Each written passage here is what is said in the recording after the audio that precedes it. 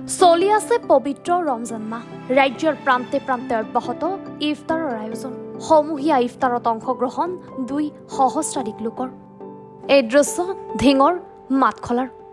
সম্প্ৰতি ৰমজান মাহ উপলক্ষে ধিঙৰ মাতখলাত ইফতাৰৰ আয়োজন পঞ্চায়ত নিৰ্বাচনৰ দিন যিমানে চমু চাপি আহিছে সিমানে বৃদ্ধি পাইছে পঞ্চায়ত নিৰ্বাচনৰ কুচকাৱাজ কি কংগ্ৰেছ কি এজিপি কি বিজেপি কি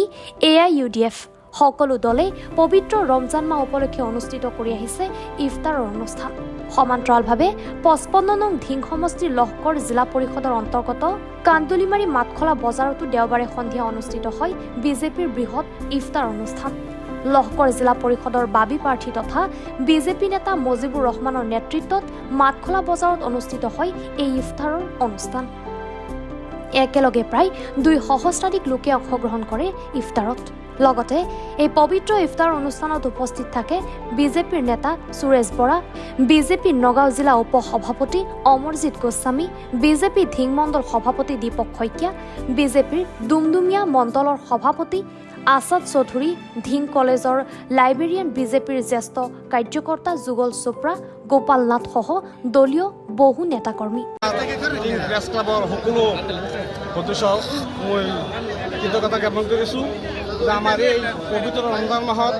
উপলক্ষে আমাৰ যি সমূহীয়া ইফতাৰ অনুষ্ঠান আমাৰ আয়োজন কৰা হৈছিলে সেই অনুষ্ঠানত আমাৰ ধিং প্ৰেছ ক্লাবে আহি সহযোগ কৰাৰ কাৰণে মই ধন্যবাদ জনাইছোঁ মই আমাৰ ধিং সমষ্টিৰ অন্তৰ্গত লহকৰ জিলা পৰিষদৰ অধীনৰ 6টা পঞ্চায়তত সকলো ৰাইজক মই এই পবিত্ৰ ৰমজান মাহৰ উপলক্ষে ইফতাৰ অনুষ্ঠানত নিমন্ত্ৰণ জনাইছিলোঁ সেই নিমন্ত্ৰণ ৰক্ষা কৰি লহকৰ জিলা পৰিষদৰ সকলো পঞ্চায়তৰ পৰা ৰাইজ আহি উপস্থিত হৈছে গতিকে মই নথৈ আনন্দিত অথচ সকলো ৰাইজক মই কৃতজ্ঞতা জ্ঞাপন কৰিছোঁ যাতে ইমান দূৰ দূৰণিৰ পৰা আহি এই গোটেই দিন উপভোগ থাকি ৰোজা ৰাখি পেলাই আহি যে আমাৰ আমন্ত্ৰণ ৰক্ষা কৰি যে মাতখলা অঞ্চলত আজি আহি উপস্থিত হৈ মানে ইফতাৰ অনুষ্ঠান গ্ৰহণ কৰিছে সেইকাৰণে সেইলৈ মই সকলোকে মই পুনৰবাৰ ধন্যবাদ আৰু কৃতজ্ঞতা জ্ঞাপন কৰিছোঁ দলীয় কোনোবা নেতা উপস্থিত হৈছে নেকি আজি আমাৰ বিজেপি দলৰ আমাৰ ধিং সমষ্টিৰ অন্তৰ্গত বা ধিং সমষ্টিৰ মানে ইনচাৰ্জ হৈ আছে আমাৰ বিগত MP মানে এমপিৰ প্ৰাৰ্থী আছিল আমাৰ সুৰেশ বৰা দেৱ ডাঙৰীয়া তেখেত আহি উপস্থিত হৈছে গতিকে তেখেতলৈ মই মোৰ তৰফৰ পৰা ধন্যবাদ কৃতজ্ঞতা জ্ঞাপন কৰিছোঁ আৰু তেখেতৰ লগত আমাৰ ধিং সমষ্টিৰ হৈ নগাঁও জিলাৰ উপসভাপতি দুয়োটা আমাৰ ধিং সমষ্টিৰ দুয়োটা মণ্ডলৰ সভাপতি প্ৰমুখে বিশিষ্ট কৰ্মীকৰ্তাসকল আহি উপস্থিত হৈছে সেইকাৰণে মই আজিৰ এই অনুষ্ঠান ৰক্ষা কৰি চবেই আহি উপস্থিত হোৱাৰ কাৰণে মই ধন্যবাদ আৰু কৃতজ্ঞতা জ্ঞাপন কৰিছোঁ দেখা গৈছে যে লহকৰ জিলা পৰিষদৰ প্ৰাৰ্থিত্ব হিচাপে আপোনাৰ নাম ব্যাপকভাৱে